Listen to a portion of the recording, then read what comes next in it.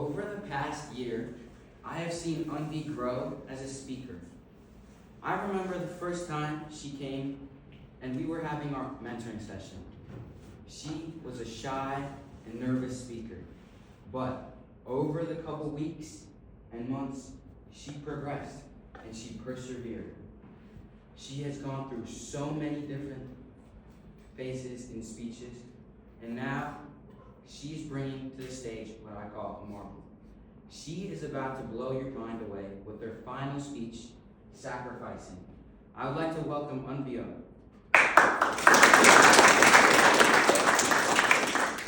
We've all heard of the freedom fighters who fought to spark change in the world. They changed the course of history, and today we know their bravery, their sacrifices, and their names. From the times that the British ruled over us, our ancestors fought together in the fight for freedom. And they all had one thing in common that made them so inspirational: sacrifice. They sacrificed themselves for the better of our country, the better of our future, the better of us. And they knew that even if they managed to change the country, even if they managed to give us a better future, they would never be able to see the changes that they made, because they would die doing so. So we need to be grateful for what they have done for us and respect the sacrifices they've made. We need to follow in their footsteps and sacrifice too. Maybe not big sacrifices, like saving the world, but small sacrifices, like giving up something you enjoy to do something someone else enjoys, or actually doing your homework instead of doing something you would rather do. Recently, an event happened that enraged and weakened families and individuals across the country, or even across the world: the Belgaum attack. It hurts to know how many lives were lost just because of religious differences. And it hurts to know that if our freedom fighters were alive today, watching this happen, they would feel so disappointed. They would think to themselves, is this what we shed our blood for? Is this what we fought for?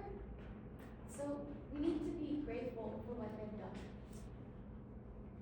In my speech today, I'm going to be shedding some light on the lesser known freedom fighters of our country, those who have the same impact but are not known as much. My first person is Matangini Hazra. Being originally from Bengal, she grew up in a poor family, so she had more interest in politics. She led marches and protests against the British, gathering thousands of people. As the crowd got closer and closer to the British soldiers, the British got overwhelmed and started firing at the crowd. Matangini Hazra, being quite old at the time, still held the flag high in her hand and kept marching forward. Even after being faced with 3 bullets, she still kept walking forward. And in her final moments, she fell to the floor, but her hands were still wrapped around the flag.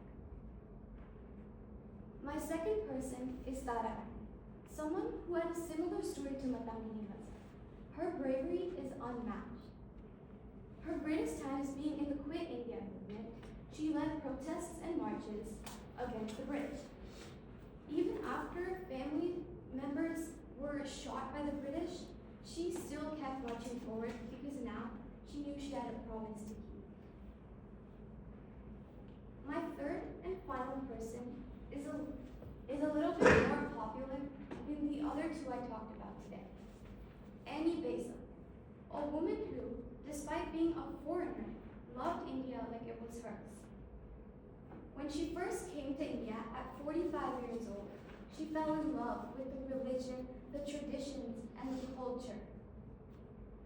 She became part of several protests against Britain, her own country. She joined the INC and was crucial for bringing members from across the country together in the fight for freedom. Later in life, she founded the Central Hindu College in Varanasi that educated several students on a much higher level. And in her old age,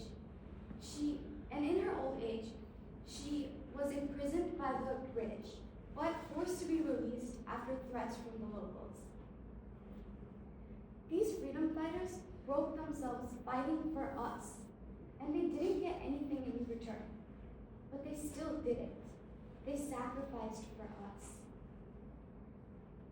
A quote that really represents them from the Bhagavad Gita goes like this: Karmanyavadika raste, ma phaleshu kadachana, ma karma phala heturukuma, te sambutsavagan. This quote says that you should do your duty or your job without wanting the fruit of your work. You should merely do everything you do for good or for the benefit of others, without wanting your reward. And the people I talked about today did the exact same thing. So I want to end my speech with a quote from Dr. Babasaheb Ambedkar, who wrote the Constitution of India. He says, "Those who forget history cannot make history." So let's follow in their footsteps as much as possible and as far as possible. Thank you.